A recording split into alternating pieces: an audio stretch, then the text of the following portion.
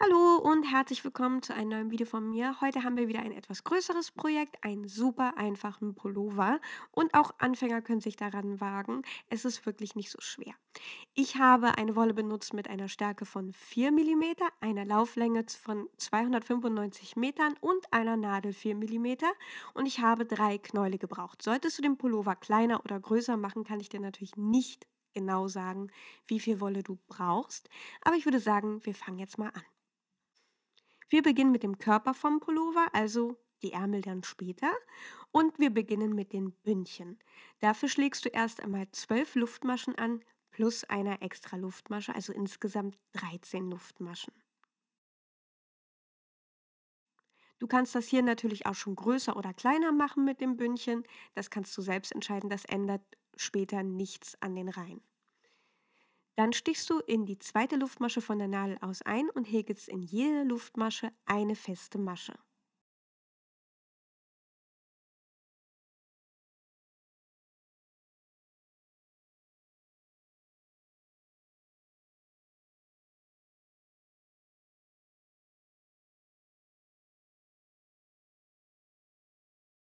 Am Ende angekommen machst du eine Luftmasche, wendest das Stück und häkelst jetzt wieder in jede Masche eine feste Masche, stichst dabei aber nur in das hintere Maschenglied ein. So bekommen wir dann später die Optik fürs Bündchen.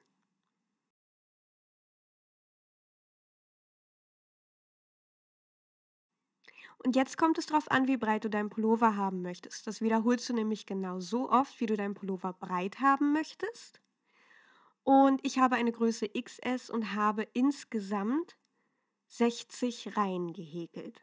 Also du wiederholst jetzt die ganze Zeit am Ende der Reihe eine Luftmasche, Stück wenden, in jede Masche eine feste Masche, dabei nur in das hintere Maschenglied einstechen, dann wieder eine Luftmasche, Stück wenden und so weiter.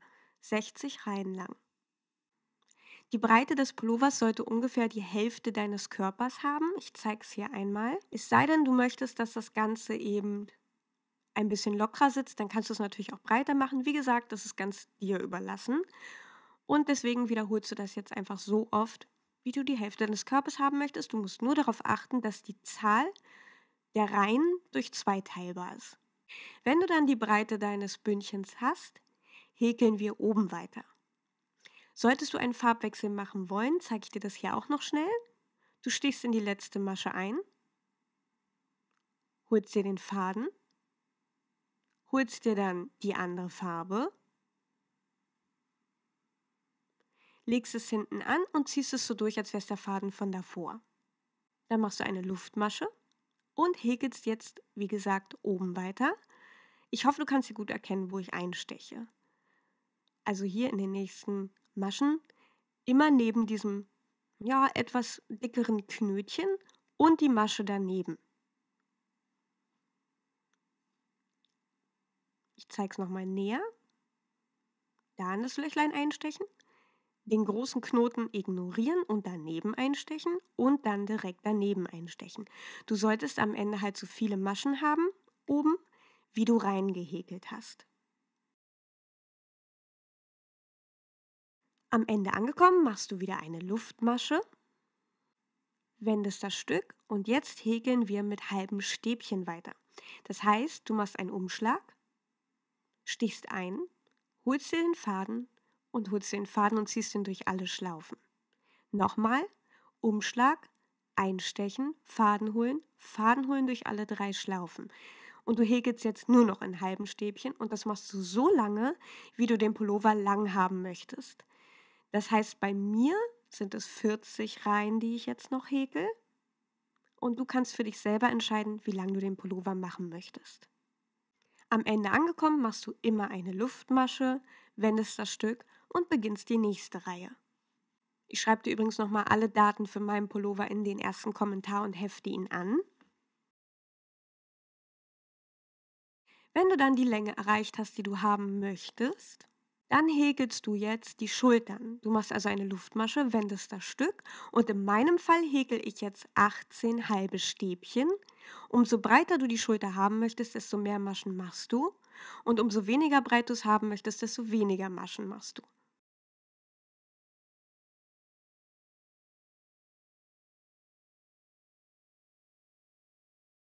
Achte darauf, dass der Halsaufschnitt natürlich auch breit genug bleibt. Du siehst gleich, was ich meine. Nach den 18 halben Stäbchen machst du wieder eine Luftmasche, wendest das Stück und häkelst wieder in jede Masche ein halbes Stäbchen. Und das wiederholst du insgesamt 4 Mal. Also 4 Reihen, 18 halbe Stäbchen.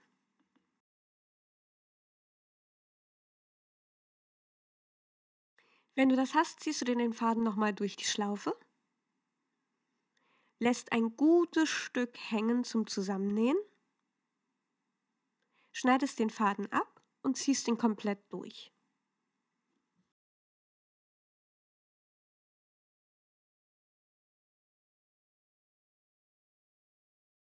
Stichst nochmal neu ein auf der anderen Seite, legst den anderen Faden hinten an, holst du den Faden durch, holst ihn nochmal durch, wendest das Stück und häkelst jetzt wieder 18 halbe Stäbchen und das machst du wieder 4 Mal.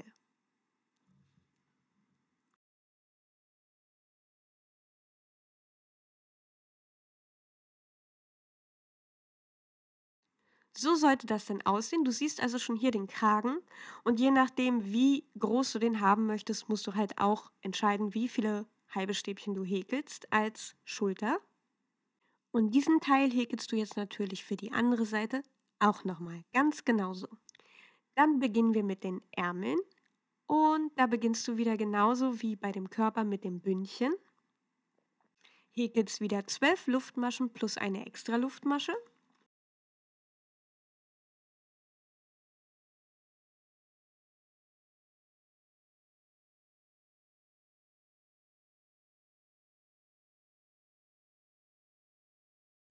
Stichst in die zweite Luftmasche von der Nadel aus ein und häkelst eine feste Masche, also genauso wie beim Körper auch. Und in meinem Fall habe ich das 32 Mal gemacht. Du musst natürlich jetzt schauen, wie locker du den Ärmel haben möchtest. Da machst du entweder mehr oder weniger. Auch hier solltest du darauf achten, dass die Zahl teilbar durch 2 ist. Am Ende wieder die Luftmasche wenden und ab da an nur noch in das hintere Maschenglied einstechen.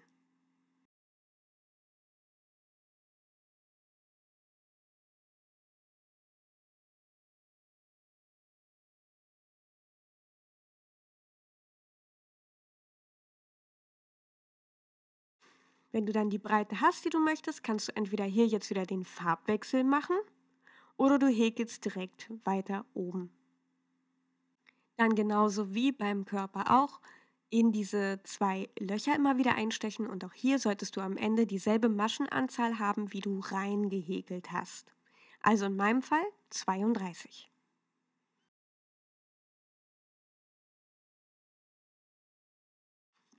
Dann machst du am Ende wieder eine Luftmasche, wendest das Stück und häkelst wieder in halben Stäbchen weiter.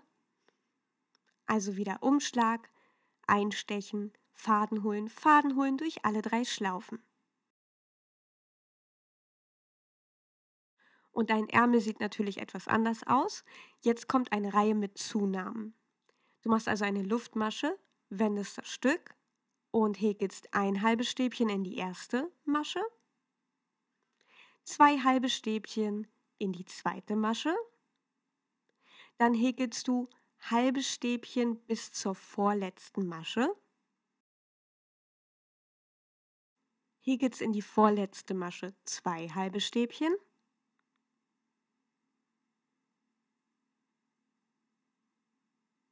und in die letzte Masche wieder ein halbes Stäbchen.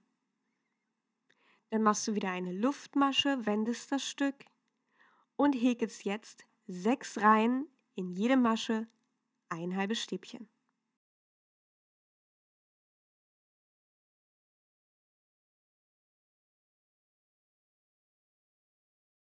Nach den 6 Reihen kommt wieder eine Zunahmerunde. Du machst also eine Luftmasche, wendest das Stück. In die erste Masche kommt ein halbes Stäbchen. In die zweite kommen wieder 2 halbe Stäbchen. Dann häkelst du in jede Masche bis zur vorletzten Masche ein halbes Stäbchen.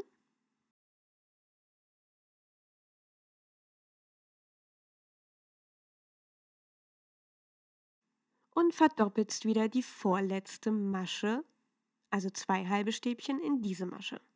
In die letzte Masche häkelst du natürlich wieder ein halbes Stäbchen.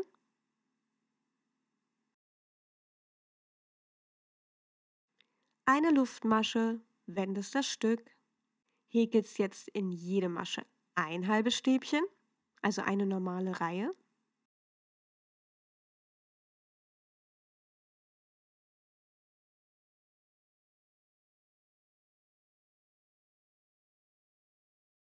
Am Ende wieder die Luftmasche nicht vergessen, wenden und jetzt machst du noch eine Zunahmereihe, also in die erste Masche ein halbes Stäbchen, in die zweite Masche 2 halbe Stäbchen und bis zur vorletzten in jede Masche ein halbes Stäbchen.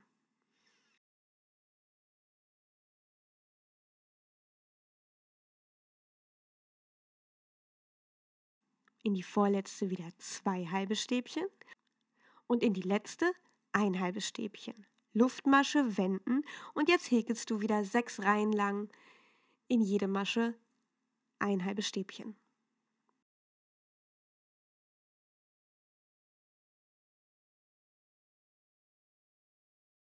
Und da sich das jetzt die ganze Zeit wiederholt, schreibe ich es dir hier an die Seite.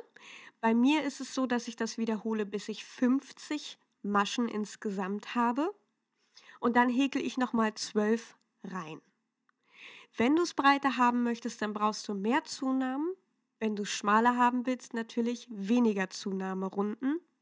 Da musst du einfach mal schauen, wie lang möchtest du es haben, wie weit möchtest du es haben. Dann gehen wir zum Nähen und du legst dir jetzt den Pullover übereinander. So.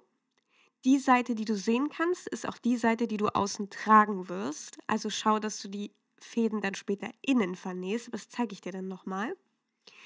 Dann nähen wir die beiden Teile zusammen oben am Kragen bzw. die Schultern. Du stichst also auf der anderen Seite ein. Ich hole nochmal näher ran. Du stichst also auf der anderen Seite ein. Ziehst den Faden fest.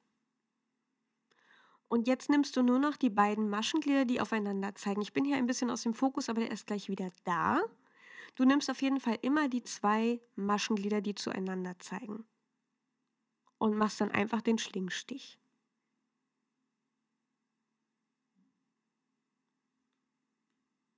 Und das machst du natürlich, bis du auf der anderen Seite angekommen bist.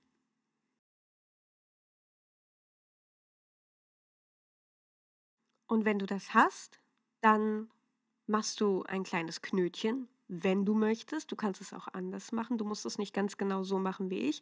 Ich mache immer ein kleines Knötchen, weil ich finde, man sieht das sowieso nicht. Und es ist halt irgendwie sicherer. Dann steche ich ein bisschen durch die Schlaufen.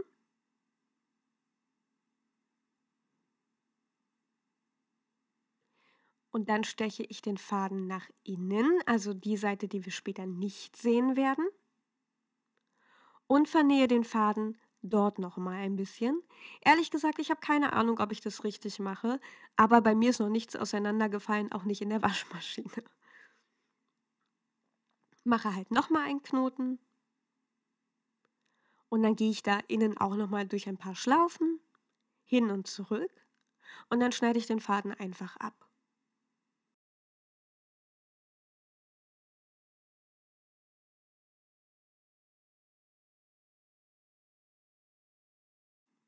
Dasselbe machst du jetzt natürlich auch mit der anderen Seite, ganz genauso. Und wenn du dann beide Teile zusammen genäht hast, legst du die Ärmel mit der breiten Seite natürlich an den Pullover.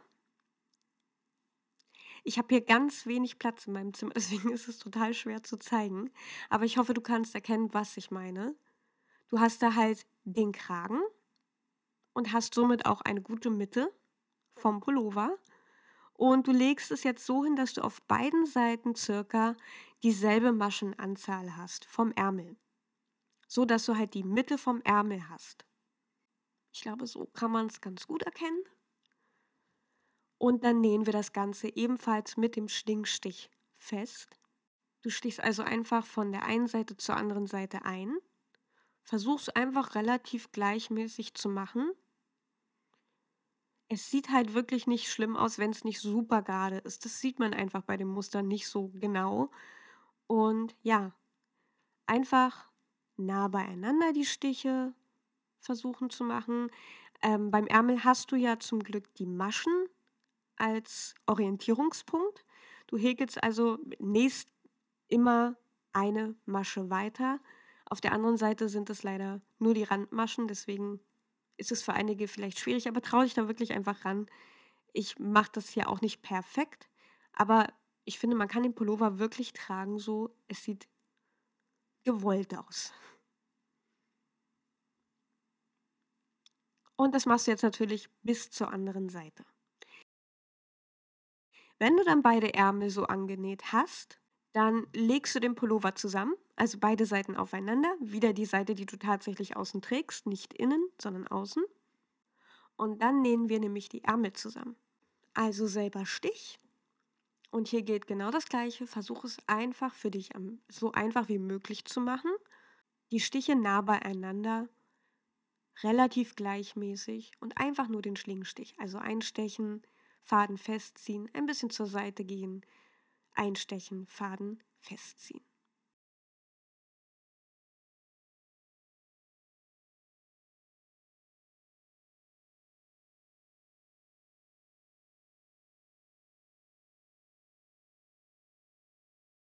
Wenn du einen Farbwechsel gemacht hast, dann endest du mit dem Hauptfaden zum Nähen natürlich da, wo die andere Farbe beginnt.